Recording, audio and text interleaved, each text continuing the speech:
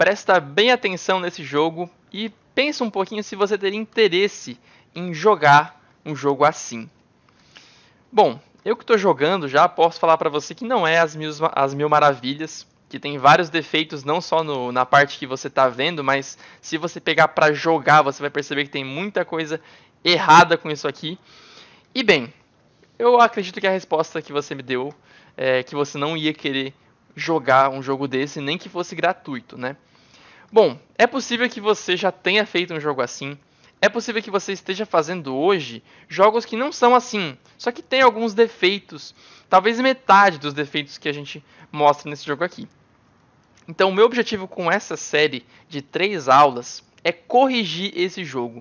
Só que não criando mais fases, criando mais inimigos, criando mais mecânicas. Não, eu quero corrigir a essência dele. Eu vou manter ele como tá. Ainda vai ser um jogo de plataforma, ainda vai ter esses gráficos. Eu não vou nem colocar plano de fundo, vai ser assim mesmo.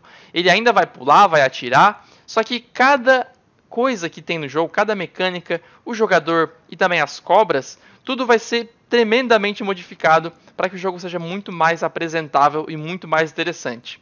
A minha hipótese é que no final dessas 3 aulas você vai ficar muito contente com o resultado e também você diria, cara, se eu pegar esse jogo aqui que eu tenho aqui agora, que eu corrigi a essência dele e criasse mais fases, mais inimigos, mais mecânicas, seria um jogo muito interessante que eu até poderia colocar para vender no itch.io, na Steam.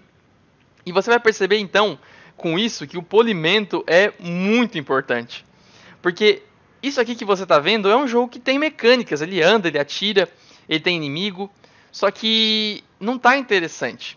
E tem vários outros jogos que tem quase a mesma coisa, claro, em mais quantidade, que são muito mais interessantes. E a diferença entre esses jogos é o polimento. Melhor do que eu fazer uma aula teórica gigante sobre o que é polimento, eu nem vou falar o que é polimento assim em termos de palavras para você anotar.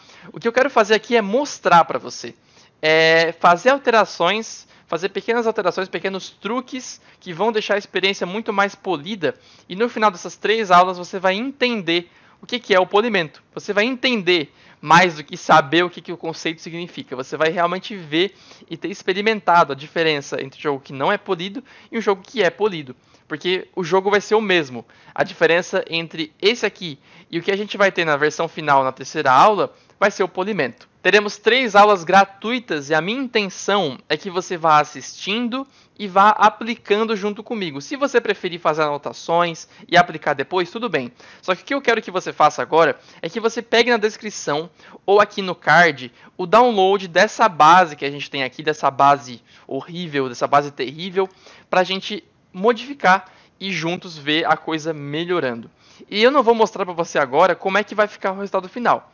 Eu não vou mostrar para você agora, porque eu quero que você tenha uma surpresa. Só que se você é muito ansioso e você quer ver de uma vez como é que tá o jogo final, você pode ir lá para a 3ª aula, no final dela, que lá sim você vai ver toda a alteração feita e como o jogo ficou, tá bom? Só que se você quiser ir e tendo uma surpresa ao longo do processo, eu acho que é bem interessante, tá? Essa primeira aula é focada em polimento de controles. Tem muita coisa errada com o nosso jogo aqui. A primeira coisa, e a coisa mais gritante que a gente percebe, são os controles, né? Então, corrigindo isso já vai ser uma diferença muito boa, só que ainda depois disso vai ter mais 2 aulas para fazer muito mais alterações e você vai ver que vai fazer diferença.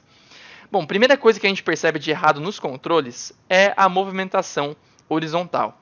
Percebe que ele derrapa, ele demora a acelerar e demora também a desacelerar, ele demora a frear. E isso está sempre errado? É importante eu distinguir isso, né? Porque você pode, às vezes, pensar que isso aqui está sempre errado. Só que isso não está sempre errado. Pega um jogo, por exemplo, como Super Mario Bros., especialmente os 2Ds, né? Os 3Ds têm um pouco menos de aceleração e desaceleração. Eles são mais instantâneos, né? Só que os 2Ds são sempre assim. Não exatamente assim, não é simplesmente uma movimentação com aceleração devagar e desaceleração devagar. Ele é um jogo que tem isso, só que é feito, né, junto com gameplay para ficar mais legal e tal. Só que perceba que isso está na essência do jogo.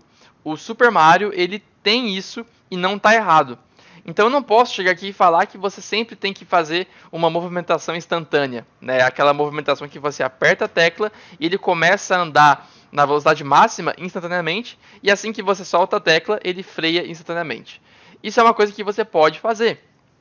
E em muitos casos é o correto. Só que quando que é correto? Quando que eu devo colocar uma movimentação assim, né? Uma movimentação derrapante, e quando que eu devo colocar uma movimentação que é instantânea? Bom, a primeira coisa que deve vir na sua cabeça é que se tivesse gelo aqui no chão, faria muito sentido que fosse assim derrapante. Tem muito sentido, né, você derrapar no gelo, faz muito sentido. Só que não é gelo aqui é grama. Então quer dizer que por não ser gelo é que está errado? Se fosse gelo estaria certo? Não, porque como eu falei também, o Super Mario tem uma movimentação que é assim meio derrapante. Outros jogos também como Cave Story também tem uma movimentação derrapante, que você demora a acelerar e demora a desacelerar. Então não está sempre errado, não é sempre, se tem gelo tem que ser assim, se não tem gelo tem que ser de outro jeito. O negócio aqui é o gameplay, é o foco em como você quer que seja o gameplay. O Super Mario ele é um jogo muito focado em precisão na movimentação e nos saltos. Então, se Super Mario tivesse uma movimentação do tipo Mega Man X, que você acelera na hora e freia na hora, não ia ser muito interessante. Pensa num desafio aí na sua cabeça, que é tipo assim, ó, deixa eu montar aqui para você perceber. Só para fazer um teste aqui, ó, eu vou apagar alguns blocos assim, ó. Pensa nesse desafio aqui, de você ter que saltar um buraco e pousar num bloco único, no Mega Man X e no Super Mario. No Mega Man X, o personagem ele acelera e freia instantaneamente. Ou seja, assim que você aperta o botão, ele começa a andar na velocidade máxima. E assim que você solta o botão, ele para de andar. Na hora. Ele freia na hora. Não tem nenhuma derrapadinha. Tá bom? Então, no Mega Man X é mais fácil. Você vem aqui, pula. Assim que você estiver na reta da plataforma, você solta o botão de andar e ele vai pousar bem direitinho na plataforma. E se você por algum motivo passar direto, você pode voltar, porque ele também vai começar a andar instantaneamente para o outro lado assim que você apertar o botão oposto. Só que em Super Mario, então seria algo assim, né? Você vai, pula e pousa, bem de boa.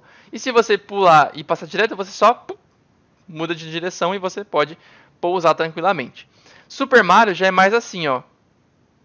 Se você voltar, é tipo assim, ó. Ele dá uma freadinha e volta assim mais devagar.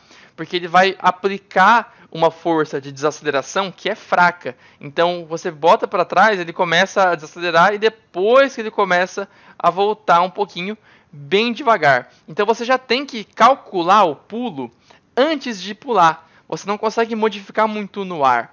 E por isso que Super Mario é um jogo focado em precisão, porque tem esse fator da aceleração e desaceleração que o jogador tem que calcular.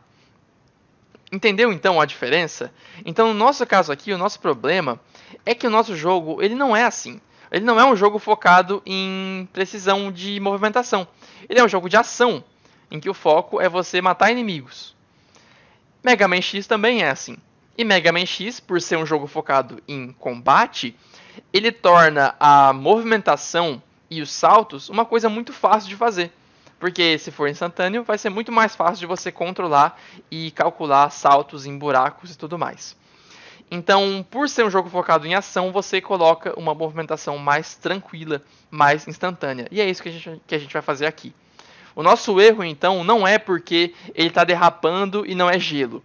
O nosso erro é porque a gente aplicou uma movimentação de derrapagem em um jogo focado em ação.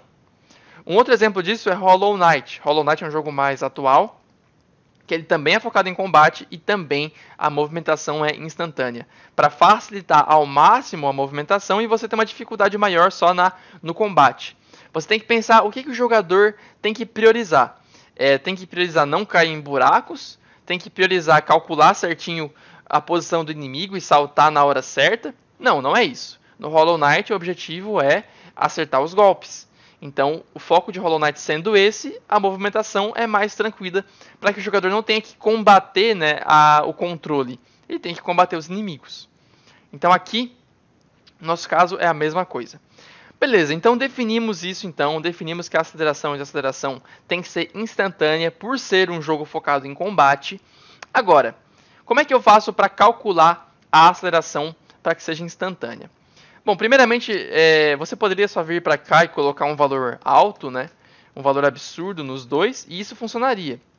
Ó, você começa a andar na hora. Já fica muito melhor por ser um jogo focado nisso, né? Só que vamos fazer uma continha para colocar um valor mais exato. Pelos meus cálculos aqui, se você fizer velocidade máxima dividido por tempo para acelerar, você vai chegar no valor certo da aceleração e desaceleração. Vamos supor que eu penso, eu quero que ele demore 1 segundo para acelerar. Ok, então o tempo aqui é em segundos. Ok, então aqui seria 100 dividido por 1. Então a minha aceleração seria 100. Se eu coloco 100 de aceleração e 100 de desaceleração, ele vai levar 1 segundo para acelerar a velocidade máxima e 1 segundo para parar assim que estiver na velocidade máxima. E se eu aplicar a força contrária, ele vai um pouco mais rápido porque ele aplica as duas forças, né? As duas velocidades ao mesmo tempo. Uma para um lado, uma para o outro, e ele acaba zerando mais rápido. Então, nesse caso aqui, né, leva 1 segundo para acelerar, o que não é o nosso objetivo. Uma coisa mais certa para a gente seria 0,05. Porque 0,05 é muito rápido. Né? Se eu quisesse que fosse absolutamente instantâneo, eu poderia colocar 0,01, que daí realmente não tem nem o que calcular. Só que 0,05 vai ser ainda assim muito rápido, que vai parecer instantâneo.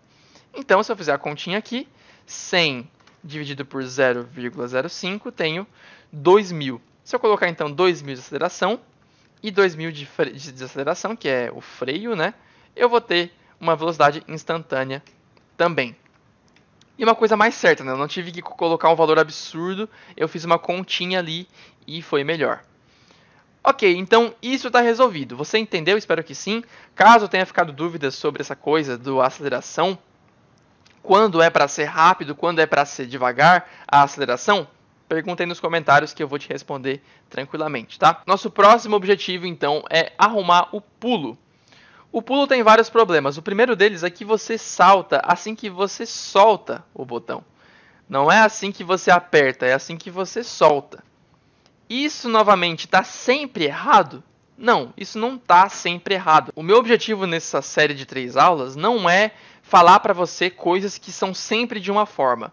O meu objetivo é fazer você pensar de forma crítica e pensar, tá, como é que deve ser no meu jogo? Ok? Então eu tô aqui com esse jogo aqui e com esse jogo eu vou pensar como é que deve ser nesse jogo aqui. Só que não é sempre assim, ok? Vai ter um jogo no futuro que tem que ter uma aceleração mais baixa, tipo 400, sabe? Então vai de você realmente pensar sobre isso e descobrir com base naquelas perguntas que eu fiz você se perguntar sobre o último conceito, se vai ser rápido ou lenta a aceleração e desaceleração. A mesma coisa é o pulo assim que você solta a tecla. Se fosse um jogo em que você é uma mola, que você segura o botão e você estica para baixo, depois solta e você pula, aí faz sentido. Se fosse tipo o tiro do Mega Man, que você segura o botão para carregar o tiro e você solta para soltar o tiro carregado, aí faz sentido você ter um gatilho de botão liberado. Então você tem que pensar sobre isso. Não é sempre errado, não é sempre certo. Então vou colocar aqui o keyboard on key pressed, porque nesse caso é apertar um botão. Soltar botões sempre tem a ver com carregar, liberar, né? Assim que você segura primeiro para carregar uma coisa e depois você libera para fazer a ação. No caso, tiro carregado, no caso, pular como se fosse uma mola. Então pensa sobre isso aí. No nosso caso, é apenas você aperta o botão que ele pula.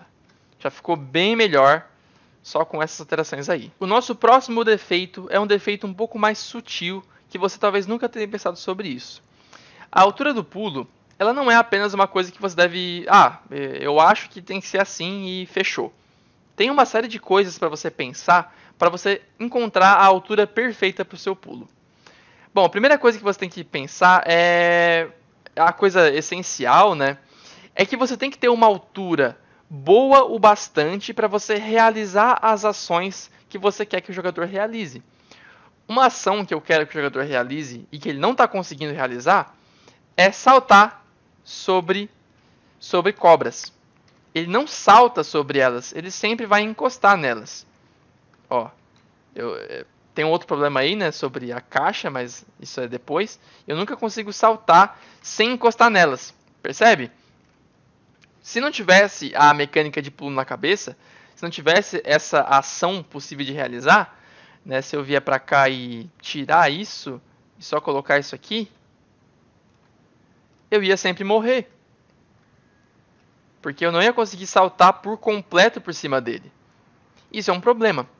Porque no meu caso... Mas é um problema por quê? É um problema porque eu quero que ele consiga saltar sobre o inimigo, né? Mas tem um outro problema também. Deixa eu matar esse carinha aí. E agora, olha só. Se eu venho pra cá, pego impulso, pulo, morri. O impulso não foi bom o bastante. Eu tenho que pular bem na bordinha para o pulo conseguir ser um sucesso. E esse também é um problema. Pulos pixel perfect. Pulos que tem que ser perfeitos no seu cálculo. Poderia ser pior que isso. Eu poderia colocar um pulo que tem que ser dali, ó, da quina da borda, pra conseguir pular. Tipo assim, ó. Sabe? Tá quase isso. O problema do pulo pixel perfect é que você pode causar uma situação no jogador e que ele tem que fazer isso aqui, ó. Deixa eu ver, calcular certinho. Sabe? Tipo assim, ele calcular o pulo em vez de vir no pique, assim, né, e saltar. Eu consigo saltar bem porque eu já tô acostumado com o jogo de plataforma e também com esse jogo aqui, né, porque eu já testei bastante ele. Mas se você tiver um jogador inexperiente e colocar só pulos pixel perfect, o cara vai calcular bem e depois saltar assim. O que é muito ruim. Você não quer isso, você quer que o jogador vá, né, e o pulo flua, sabe? Ele vai fluindo, ele vai saltando, saltando, saltando. Isso é muito bom. Então eu colocaria como uma boa prática para você não ter pulos pixel perfect. Você não criar, agora eu vou ferrar com o jogador, vou fazer aqui um pulo bem difícil. Aí você coloca um pulo que ele tem que pular na risca, senão não dá certo. Não, é complicado, né? Esse pulo aqui, ele poderia ser um pouco menos punitivo. Então eu posso aumentar um pouquinho a altura do pulo, para que primeiro eu consiga fazer o que eu quero, né? De conseguir pular sobre cobras. E também que eu consiga pular sobre esse buraco com menos problemas, tá? Ok. Agora aqui vamos colocar o pulo em 300, que isso já deve bastar. Já pulei um bocadinho mais alto. Deixa eu pular por cima da cobra. Ah, já ficou bem mais tranquilo. Eu poderia aumentar mais um pouquinho ainda, só que já ficou uma margem mais tranquila. Bem mais tranquila. E eu falo isso como uma dica de amigo, tá? Você pode pensar, agora eu vou ferrar com o jogador, vai lá e coloca um pulo bem difícil, que é bem na risca. Só que isso é muito frustrante. Você morrer para um pulo que você pensa que deveria ter sido concluído, que deveria ter sido um sucesso, é complicado. É muito triste. Pior ainda é pulos pixel perfect em plataformas assim, ó. Que você tem que pular e elas são mais altas em vez de assim um buraco, sabe? Eu fiz um jogo, que é o Ninja Seppuku, que eu corrigi esse problema agora. Só que antes tinha um problema de você ter que pular na risca, você segurar o botão ao máximo para conseguir atingir o máximo da plataforma. E isso era muito frustrante. Foi um jogo que ele é gratuito e acabou que um youtuber jogou ele, um youtuber pequeno, jogou esse jogo e ele falou, sabe? Ele falou frustrantemente, cara, é muito ruim como o pulo tem que ser na risca. Ele falou em inglês isso aí, né? E aí eu percebi, cara, verdade, né? Pra que fazer esse pulo na risca? Então, cara, sempre pega o seu pulo e coloca ele um pouquinho mais alto do que as ações que você quer que realize. Tipo assim, tá aqui uma plataforma alta, né? Você não tem que pular e parar bem aqui. Você pode passar um pouquinho e depois pousar, entende? Faz essa margem aí que os jogadores vão agradecer. Agora, o nosso próximo problema aqui é em relação a uma coisa um pouco mais sutil. Eu vou colocar aqui o jogo em slow motion, pra gente conseguir perceber isso. System, Start of Layout, colocar uma ação do System, Time Scale para 0.5. Agora eu vou colocar o jogador mais aqui pertinho, bem aqui, dar um Debug Layout para você observar uma coisa. Debug Layout não. Play para você perceber. Perceba quando que a cobra colide com o jogador, ó. Não parece que foi um pouco antes do que deveria? Olha só. Né? Parece meio punitiva essa caixa. E se eu colocar a cobra paradinha, colocar a speed dessa aqui em 0 só para ela ficar parada, e eu conseguir observar bem certinho. Olha só, eu vou bem devagarinho. Olha só. eu encostei, mas basicamente esse meu pixel aqui, né, do canto do meu objeto, encostou com esse pixel aqui, ó, o mais para a esquerda da cobra. Isso é muito ruim, porque a caixa, o jogador não calcula como o sistema calcula. Porque você pode pensar, o meu objeto, o tamanho dele, né, olha só, ele é tamanho 15 por 20, portanto, né, a minha caixa de colisão tem que ser também 15 por 20. Ele tem que colidir nesse tamanho aí. Mas está errado. Porque o jogador só vai conseguir detectar que realmente a colisão aconteceu se ele já entrar um pouquinho no inimigo. Cara, você pode perceber em qualquer jogo 2D, tá? Experimenta em qualquer jogo 2D. Se você tiver um jogo em que tem um inimigo parado e você consegue entrar um pouquinho nele, você vai perceber que é assim que funciona as caixas. Você não vai simplesmente encostar aqui, ó, puf, morreu. Você vai entrar um pouquinho no objeto para daí morrer. Porque esse é basicamente o tempo que o jogador tem para calcular que realmente ele entrou no inimigo e a colisão tem que acontecer. Mesma coisa um espinho. Se tiver um espinho aqui, você não vai só encostar, pronto, já era. Você pode entrar um pouquinho no espinho para daí sim contar a colisão. Então nunca cometa o erro de criar uma caixa de colisão que é exatamente o tamanho do objeto. Você vai colocar alguns pixels a menos. Nesse caso aqui, eu vou colocar uma caixa de 8 por 14. Ok? Vou colocar aqui a origem no bottom. Eu vim para cá e troquei para 8 por 14. Agora, olha só. O jogador está aqui, né? Vamos ver. Deixa eu colocar de volta a speed no 0. Vamos ver quando que vai contar. Olha só, agora eu já encostei nele. Mas ó, perceba que eu entrei bastante nele só para daí contar a colisão. E poderia ser um pouquinho menor ainda. Se você quiser diminuir, você pode diminuir a caixa ou você pode diminuir também esses objetos aqui. Você pode pegar cada objeto que é um perigo para o jogador e colocar uns 2 pixelzinhos assim, ó. Talvez um assim em cima também, né? E aí, ó, ele consegue entrar um pouquinho mais no objeto para daí contar a colisão. Marcos, mas ficou muito fácil. Não ficou muito fácil. Não ficou muito fácil. Porque o jogo acontece rapidamente, né? Aqui é só porque a gente está fazendo uma coisa mais em slow motion para testar isso. Só que num jogo não vai ser assim tão perceptível a caixa. O jogador só vai perceber, opa, encostei e morri. Até porque se você diminuir só essa caixa aqui, vai ficar complicado para pisar em plataformas, né? Então você tem que fazer isso aí para um balanceamento entre quanto você diminui da caixa e quanto você diminui dos outros objetos, tá bom? Espero que tenha ficado entendido sobre isso. Nunca, tá? Absolutamente nunca coloque uma caixa de colisão para o jogador no tamanho absoluto dele. Sempre coloque alguns pixels a menos. Seja bem generoso com isso, que o jogador também vai agradecer. Agora eu vou tirar o slow motion. Vou colocar a cobra de volta para speed 50. E perceba o nosso próximo problema, que é o nosso projétil. Olha só como fica fácil matar inimigos. Muito fácil, né, cara? Não tem nenhuma dificuldade, ó. Qual o problema do projétil? Ele tem vários problemas. Alguns são de visual, mas vamos focar aqui nos problemas de controle, nos problemas de gameplay, tá? O primeiro problema é que ele alcança muito longe. Olha só, eu pulo e atiro, ele vai a tela inteira. Isso, pro que eu quero, ele não é muito bom. Porque facilita muito o jogo, né? Dificuldade do jogo são várias coisas, né? É tanto o que você coloca de desafio pro jogador pela fase, pelos inimigos. Um jogo pode ser difícil porque o inimigo ele é muito rápido, ele causa muito dano. Ou um jogo pode ser muito difícil porque os controles são limitados. O tiro alcança pouco, o ataque é devagar, né? No nosso caso aqui, o tiro alcança muito longe. E eu quero dificultar um pouco o jogo colocando o tiro para mais perto.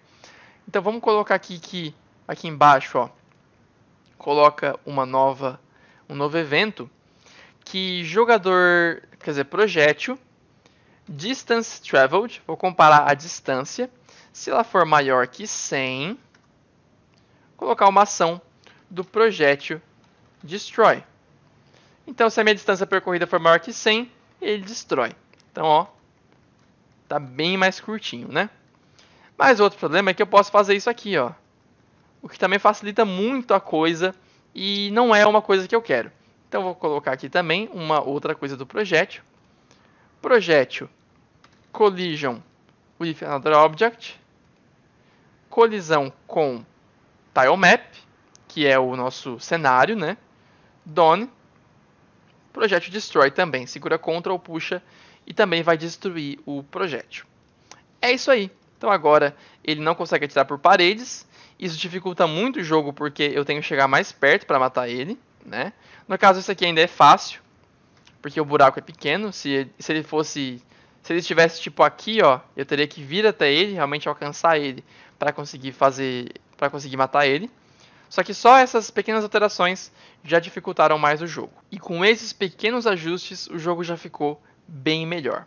Se você comparar com como ele estava antes e como ele está agora, ele já está um pouco mais interessante. Só que, claro, tem muito a fazer ainda e a gente tem muito tempo para fazer, porque a gente vai ter mais 2 aulas que provavelmente vão ser mais longas do que essa. A gente focou totalmente em modificar coisas sobre os controles, né? Modificamos o pulo, a movimentação, o projétil, a essência do projétil, né? A gente vai manter ele assim, também o pulo assim, a caminhada assim. O que vai mudar agora são outras coisas. O visual do jogo, a gente vai aplicar alguns efeitos em cada ação para que o visual fique melhor.